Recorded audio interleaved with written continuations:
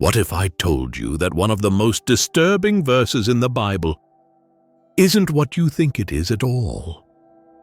Jacob, I have loved, but Esau, I have hated. For years, that verse haunted me. How could a loving God hate someone before they were even born? It felt wrong, cruel even. But then I discovered something that changed everything I thought I knew about this story. And if you've ever struggled with feeling rejected by God or wondered if you're somehow destined for failure, this is going to blow your mind. Hit that subscribe button because this story is about to get incredible. Picture this: 2 babies in their mother's womb, twins. Before either one takes their first breath, God makes a prophecy that will echo through thousands of years of history. 2 nations are in your womb, he tells their mother Rebecca. The older will serve the younger. Now here's where it gets interesting. Esau comes out first, strong, ruddy, covered in hair. Then Jacob, literally grasping his brother's heel as if he's trying to pull him back.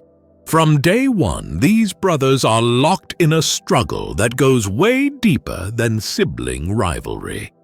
But here's what blew my mind when I really studied this. God wasn't setting Esau up for failure.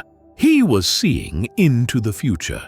He was watching 2 hearts that would make completely different choices, and he was telling history what would unfold because of those choices. Think about it. Esau had everything. He was the firstborn.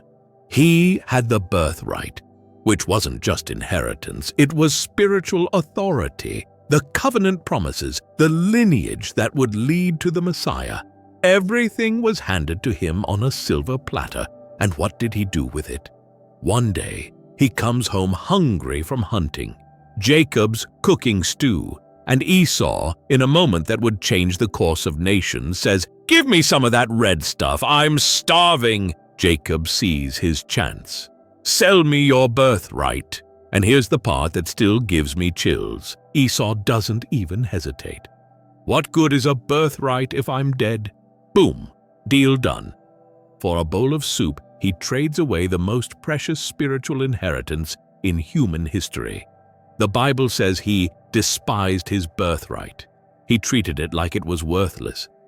Meanwhile, Jacob, and don't get me wrong, Jacob was no saint. Jacob was a deceiver, a manipulator, a guy who would lie to his own father. But there was something different about Jacob's heart. When push came to shove, Jacob wanted God's blessing more than anything else in the world. Remember when Jacob wrestled with God all night? He wouldn't let go until God blessed him. "I will not let you go unless you bless me." That's desperation for God. That's a heart that values the spiritual over the physical. Now, here's the truth that changed everything for me. When God said, "Esau I have hated," he wasn't talking about personal emotional hatred. In Hebrew, that word often means loved less or chosen against. It was covenant language. God was saying, "I'm choosing Jacob's line to carry my promises forward." But get this, God still blessed Esau. He gave him Mount Seir. He told the Israelites not to despise the Edomites because they were family. God cared for Esau too, but Esau's choices, they had consequences that rippled through generations. The Edomites, Esau's descendants, became bitter enemies of Israel. They celebrated when Jerusalem fell. They blocked escape routes when God's people were fleeing. The hatred that started with a bowl of soup became a national legacy. But here's where this gets personal for you and me. Your past doesn't determine your future. Your name doesn't define your destiny. Remember Jabez? His name literally meant sorrow. He was supposed to be destined for pain. But he called out to God, and God completely rewrote his story.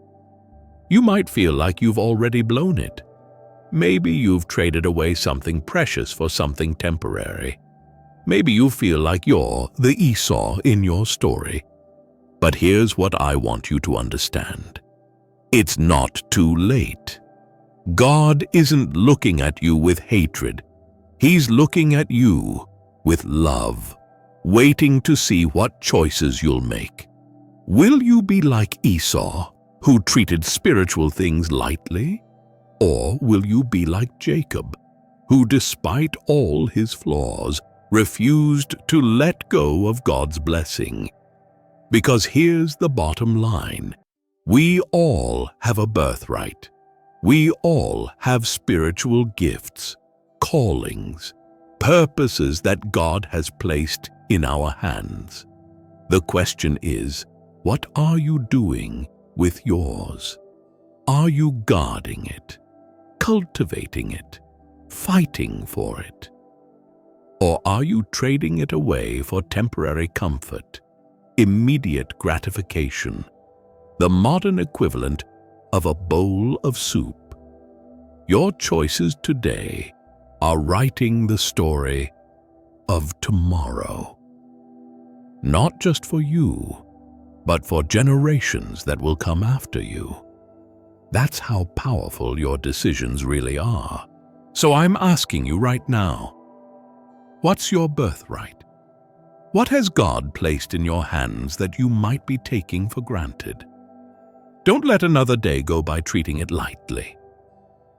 If this story opened your eyes to something new about God's heart, if it made you see your own story differently, I need you to do two things right now.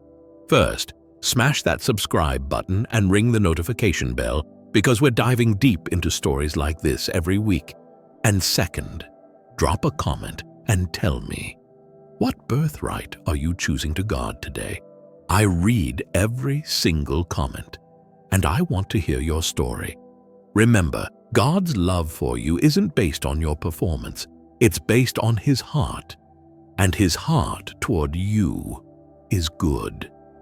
Always.